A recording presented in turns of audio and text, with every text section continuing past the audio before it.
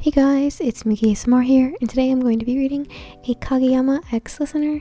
This one is titled King, and this is a soulmate EU, in which the first words your soulmate says to you are inked onto your wrist. There are 2 parts to this series, so if you guys want to see the next part, make sure you comment down below. And yeah, let's get right on into the video. Just to let you guys know, you guys are Tsukishima's sister, and you are in your last year of middle school. That's just a little information that's necessary, obviously. Anyways, let's get right on into the video. YN walked into Krasno High School, a bento in her hand, as she looked around for the gym.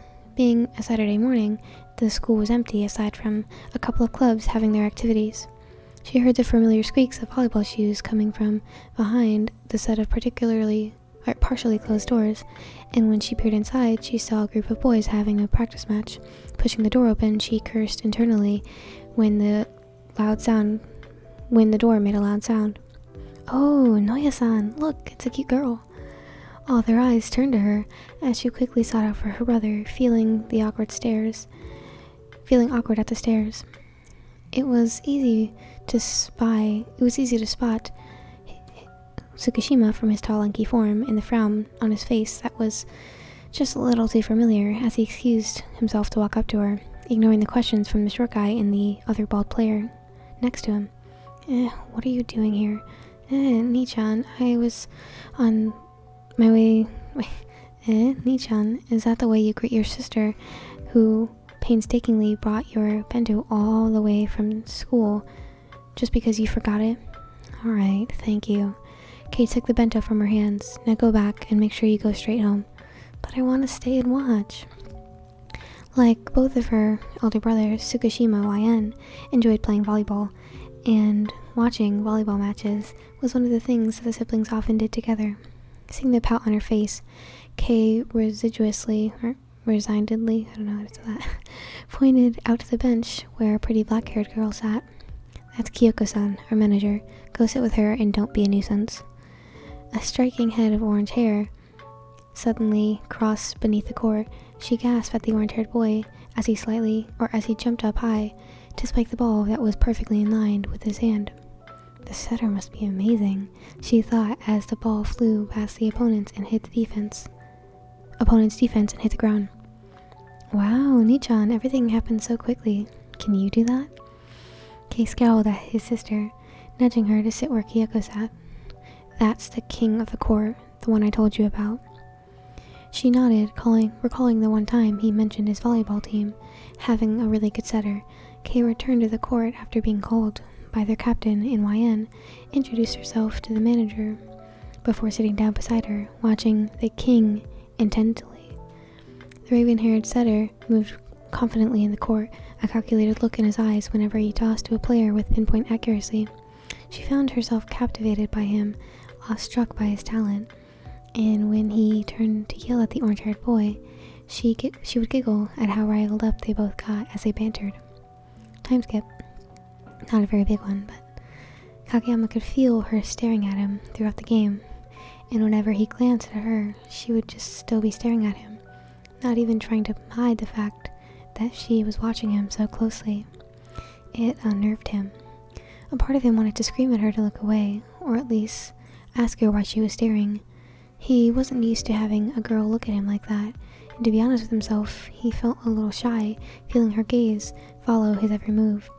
He was so conscious of her that he couldn't concentrate solely on the volleyball that came flying straight at him, until it hit him squarely in the face. He stumbled back and groaned at the pain, which started making itself apparent when he touched a sore area on his nose. Thankfully, he wasn't bleeding, and well enough to muster a deep scowl at both Kei and Hinata, who were laughing openly at him. Kageyama, are you alright? Daichi asked. You better go take a break for a while. I'm fine. Go take a break, the captain insisted, stifling his own laugh. Please put some ice on it if you need to. Embarrassed from having the ball hit him in the face, he stormed off the court and walked to the bench where Kyoko passed him a water bottle, which he took, and he sat down next to the girl who kept staring at him. She must think I'm a loser. Wait, why do I even care what she thinks of me? Blaming his unusual thoughts on getting hit in the head, he took a swig of water and stared straight ahead at the game that was going on, painfully aware of her presence next to him. So, a voice spoke up, making him give a sideway glance to the girl. You're the king of the court. He let out a deep sigh, as if getting hit by a ball wasn't bad enough. Some girl was asking him about the horrid nickname people gave him. He looked away from her, muttering, I would tell you to shut up, but I don't want to be rude. Before he stood up and left the gym, not noticing how her eyes had widened when he said that to her. A fresh breeze outside was a welcoming change from the gym's atmosphere, and made his way to the baskins where he had splashed his face with some water, relishing at the cool sensation on his skin. So many times people had called him that, but even though it hurt to be taunted as such, the same sentence sparkled a bit of hope in his heart. His hands on the edge of the sink. He let water droplets clung down his hair and dripped down as he looked at the words on his wrists. So you're the king of the court. Once symbolizing the words that his soulmate would say to him, those damn words on his wrists were something he always hated, he had long given up on trusting them to find his soulmate. They were only going to mock him. He recalled the innocent look on the girl's face when she asked him that, and he realized that maybe she didn't know the underlying reason why the nickname wasn't a good thing. But then again, she was Tsukishima's sister. He heard of the guy say so himself, so she, of course, would know the pleasure in taunting him. A meek voice cut him off from his thoughts. He turned around to look at the girl who was rubbing her forearm awkwardly, looking down at the ground instead of straight at him. Are you feeling alright? She asked. Your face, I mean. Thinking she was making fun of him, he frowned and snapped at her. What's it to you, anyways? Why are you even following me? A hurt look crossed her face. He started to feel bad soon felt an urge to apologize, but he had stood his ground and growled, What the fuck do you want? Can't you just leave me alone? It's because of you I got distracted and got hit in the ball in the first place. The girl looked up at him for the first time. He had noticed instead of the golden eyes that her brother had, she had a pair of whatever color eyes you have that were clouded with anguish. It's not supposed to be this way, she whispered. You're not supposed to be so mean. What are you talking about? Kageyama asked, completely dumbfounded. She wordlessly lifted up her hand to show him her wrist. There, clearly written on her skin, were the words that he had said to her earlier. I would tell you to shut up, but I don't want to be rude. His breath was caught in his throat as he realized who she was. All of a sudden, the implication of his outburst dawned onto him, and the guilt started to weigh him down like a boulder upon his shoulders. She pulled back, and when he took a step towards her, he could see the tears welling up in her eyes as she spat out bitterly. Sorry for being concerned, King. I'll take my leave now. Wait, he hadn't realized that he didn't even know her name. And when he tried to grab her, or when he tried to reach out to stop her from walking away, he had no choice but to grab her wrist. I'm sorry, I didn't know you're... Let me go. You struggled against his grip, not listening to his attempts of an apology. Tears were starting to streak down her face, and Kageyama's desperation grew. Not until you let me explain. I'm really... Nii-chan! Her voice was shrill as she screamed out for her brother. He must have been out looking for her, because not long after, she started to shout for him. Tsukishima Kei appeared around the corner. Why-en? Upon seeing her crying face, Kei glared at Kageyama, anger burning in his molten golden orbs. Let go of my sister, now. Tsukishima, wait, I need to talk to her. I think you've done more than enough, Kageyama. Let her go.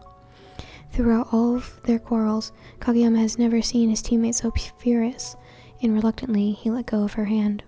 Regret filled his entire soul as he watched her walk away with her brother. Every step she took away from him made him yearn to reach out for her more. But all he could do was helplessly watch her walk away. Her brother had an arm wrapped around her shoulder protectively as they left Kageyama standing there. She was still crying, and Kei had never felt such a strong urge to beat someone up as he did when he saw his little sister in such a state. Sending a text to Yamaguchi, Kei let her out of the school gates to bring her home. I know why you call him the king now, Nichan, she sniffled, rubbing away the wetness from her cheeks as she had finally stopped crying. It's because he's so unreasonable. It's not because he's great or anything. Kei sighed heavily and looked down at his sister. His tone, albeit a little stiff, but was laced with a soft concern as he asked, "Why were you even with Kageyama?" Her voice dropping to a low whisper, she turned around away from her brother as she told him the truth. He's my soulmate. That was really cute. I made a lot of mistakes on that, I'm sorry. Oh my god, like, damn it. The bad part is I simp so much for Tsukishima, so him being my brother, I kind of like that though. Not in an incest way, if that's what you're thinking. Because he was so protective of me, and that was really cute. That probably sounds like incest. Oh my god. Please don't cancel me for that. Anyways, I hope you guys enjoyed. I haven't done a Kageyama one, which is kind of shocking, because I know people really like Kageyama. I personally don't like him that much. He's kind of like Kuro for me. I don't know, he's kind of more of an ass. But honestly, that doesn't really matter, because I like Tsukishima, but I don't know, he's kind of plain, but that's not just me. Anyways, I should really stop talking. I hope you guys enjoyed the video, and if you guys do want to see a part 2, I will definitely post that for you guys, because this is actually a really cute story, and I really enjoyed it. So if you guys liked it, make sure you comment down below if you want to see the part 2, and also comment down below some other characters you want me to read, because I will definitely do them for you guys. And I love doing your guys' requests. Also subscribe and tap the notification bell so you guys can get notified every single time I post a video. I try to post once a day, but sometimes I do miss a day, and I'm sorry about that if I do, but for the most part I do post at least something every single day.